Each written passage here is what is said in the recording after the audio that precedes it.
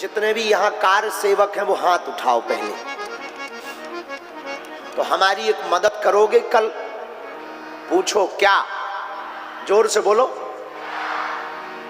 कल की कथा में आगे वाली डी में संतों को छोड़कर इस डी में और इस डी में केवल वृद्ध माता पिता को बैठा दो। जितने भी वृद्ध पीछे खड़े मिले, बैठे मिले, हमारे आने के पहले कल की कथा में ये जितने सजे बजे बट वाले आदमी बैठे ना, लगाएं। और ये तरफ ये जो चश्मा ठोके बैठे, कल तुमोन हाँ टीवी पे नहीं दिखने हैं, पीछे बैठने तुमोन। हाँ मानो हमारी बात, सही उपाय है ना, गलत तो नहीं है। तुमने तो बहुत बैठ लो। कल इन लोगन अभी जे बेचारे धक्का में आनी पाऊता, वृद्ध दादा दादी मताई बाप, धक्का में इन्हें डर लगत। कल की कथा सिर्फ वृद्धों के सम्मान में आगे यही बैठे। रुको रुको रुको, नई साल पे 1 तारीख अंग्रेजी नई साल पे नए तरीका से व्यासपीठ सजेगी। 1 तारीख को नए वर्ष पर युवान बहन युवान भाई आगे बैठेंगे।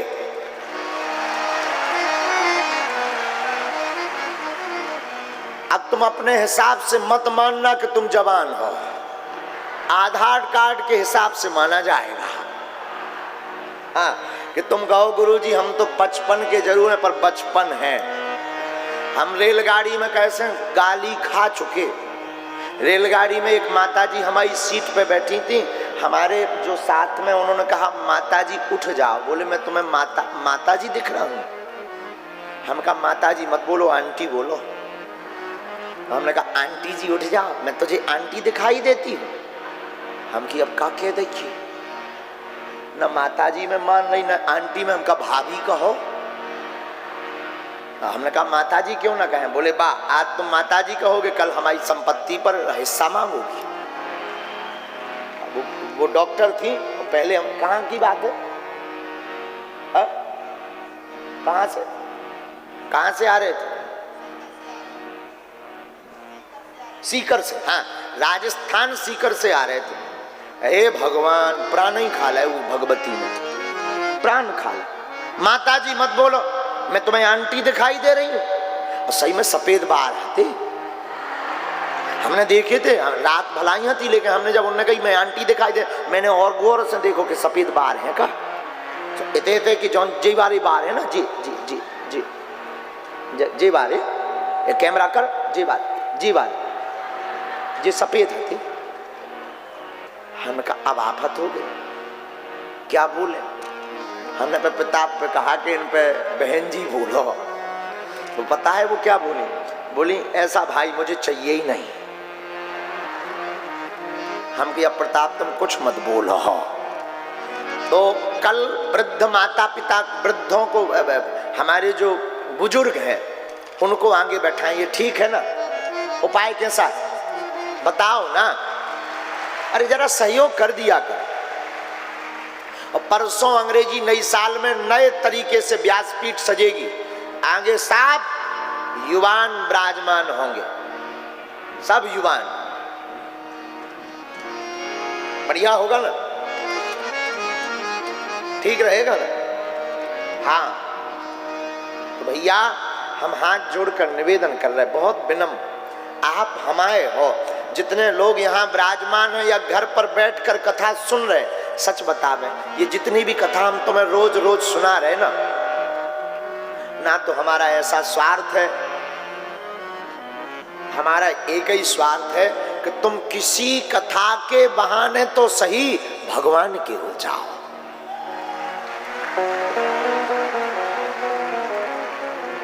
भगवान तुम्हारे हो जाए। आज जिंदा में पूजा करो माता पिता गुरु जी की, मरने के बाद कोई देखने नहीं आता। जिंदा में लोगों को धन्यवाद दो। तो भैया भक्ति के बिना मुक्ति क्या है? बोलिए ना, ये आवाज बहुत फैल रही है। भक्ति के बिना मुक्ति मुश्किल है पगला हरो, बहुत मुश्किल। रावण की भी मुक्ति बिना भक्ति के नहीं भई। राम जी हैं भगवान, हमारी सियाजू मैया है भक्ति। जब तक रावण ने अपने घर पर भक्ति महारानी को नहीं रखा तब तक भगवान नहीं आया।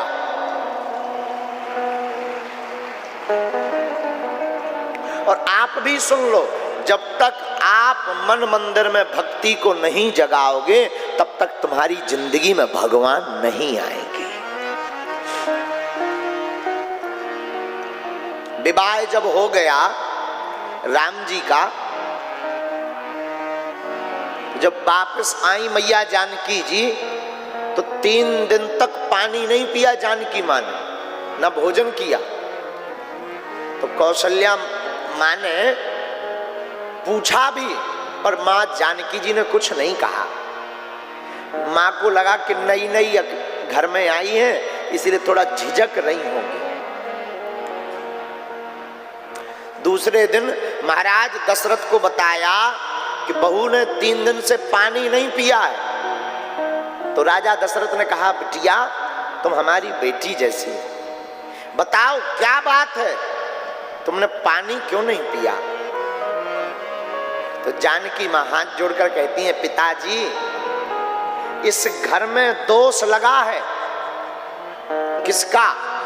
श्रवण कुमार के मारने का, श्रवण कुमार के माता पिता को मारने का ये दोष लगा है।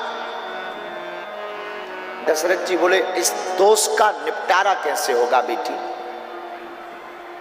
तो बोले, महाराज हमारे पिताजी ने ये बात चलाई थी एक दिन बैठे बैठे, महाराज इस घर में कोई ऐसा ब्राह्मण आकर भोजन कर जाए जिसने कभी किसी के घर पर भोजन ना किया हो तो इस घर का दोष मिट जाएगा। राजा दशरथ जी चिंता में पड़ गए कि आखिर ऐसा ब्राह्मण कौन होगा। ढूंढा गया तो पता है कौन मिला? रावण। रावण ही एक ऐसा ब्राह्मण था जो आज तक किसी के घर पर भोजन करने नहीं गया, क्योंकि वो इतना समृद्ध पहले से ही था कि उसे किसी के घर भोजन करने जाने की जरूरत ही नहीं पड़ी। तो राजा दशरथ जी ने पत्र लिखा, अपने मंत्री सुमंत्र से कहा, जाओ जाकर रावण को हमारा निवेदन करना, हमें भरोसा है वो आएंगे। सुमंत्र जब रावण के पास लंका गए तो सुमंत्र ने कहा, महाराज हमारे राजा महाराज दशरथ ने बुलाया है। पत्र को रावण ने पढ़ा तो रावण की आंखों में आंसू आ गए, क्योंकि रावण को पता था, रावण त्रिकालज्ञ था, रावण को पता था कि भगवान का अवतार इन्हीं के घर पर हुआ और जो बहू आई है ना वो कोई साधारण नहीं, जिस धनुष को हम नहीं उठा पाए और जिस सियाजू ने खेल ही खेल में लीपते समय धनुष को उठाकर रख दिया था, वो कोई साधारण नारी नहीं है, स्वयं जगदम्बा परम्बा ही जानकी का अवतार है। जानकी जी हैं। तो रावण ने सुमंत्र को कहा कि हमें निमंत्रण स्वीकार है, चलो तुम जाओ। रावण आया, जानकी जी ने अपने हाथों से रसोई बनाई, दशरथ जी ने और रावण ने बैठकर साथ में प्रसाद पाया। यहां 2 घटनाएं घटी बहुत विशेष, ध्यान से सुनना, ये बहुत ही गूढ़ कथा है, बहुत गूढ़ कथा। एक घटना क्या घटी? एक तिनका उड़ करके रावण की थाली में गिर गया, सब्जी में। जानकी मां ने विचार किया कि अगर मैं हाथ डालूंगी तो गिलानी भर जाएगी पंडित जी को, अगर मैं टोकूंगी कि इसमें ये ठीक नहीं है तो गिलानी भर जाएगी, और अगर ये खा जाएंगे और कुछ दिक्कत हो गई तो खिलाने का दोष और पाप हमें लगेगा। तो हमारी परम्बा मात भवानी ने भर नजर तिनका को देखा तो वो तिनका जलकर भस्म हो गया।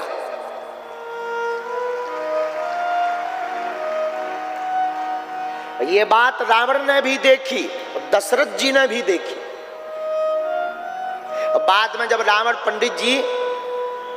जब विश्राम करने लगा कुछ देर, तो दशरथ जी ने एकांत में जानकी मां को बुला करके कहा, बिटिया बहू, हे सीता, अब आज हमें तुम वचन दो, जिस प्रकार भर नजर तिनकों को देखकर तुमने भस्म कर दिया, अब लौटकर कभी किसी को मत देखना, नहीं तो उसके प्राण चले जाएंगे। आप रुकिए, आप रामायण पढ़िएगा तो रामायण में जब लंका में सुंदरकांड में जब जानकी जी अशोक वाटिका में बैठी हैं और रावण परेशान करने आया, तब उस बात की याद जानकी जी ने करवाई। त्रिनेधरी ओट कहत बेदेही,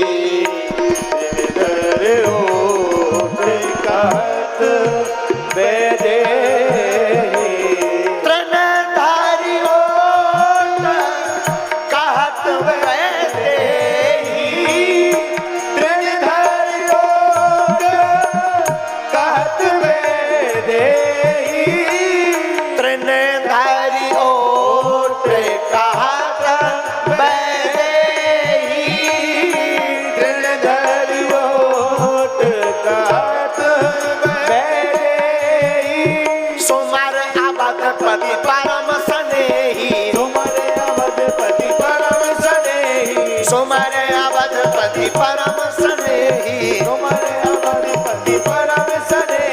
सुमरे अवधपति परम स्नेही, सुमरे अवधपति परम स्नेही। हाँ, श्री राम जय राम जय जय राम, श्री राम जय राम जय जय राम, श्री राम जय राम जय।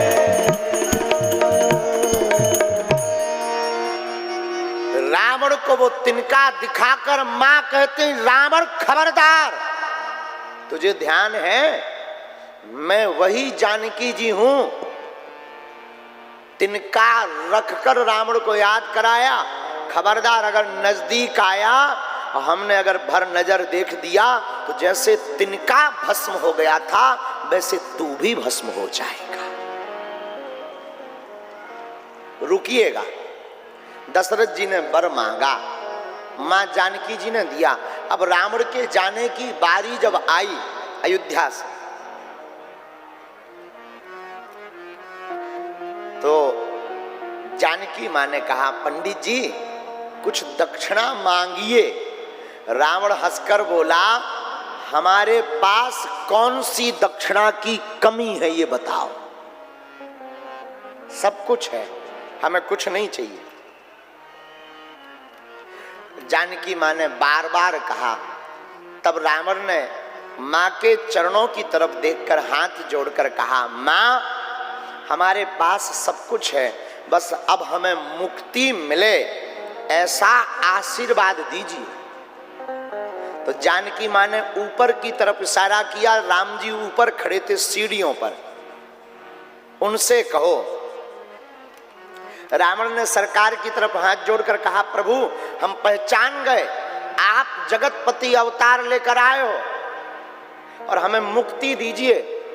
तो राम जी बोले, रावण पंडित जी मुक्ति तो हम दे देंगे, पर बिना भक्ति के मुक्ति असंभव है। पहले तुम इनके चरणों को पकड़ो, श्री जानकी जी के चरणों को पकड़ो, ये अगर कृपा कर देंगी तो हम मुक्त कर देंगे। रावण ने तत्क्षण प्रण लिया कि हम भक्ति को अपने नगर में हरण करके ले आएंगे, फिर आपको आना ही पड़ेगा तो हमारी मुक्ति हो जाएगी।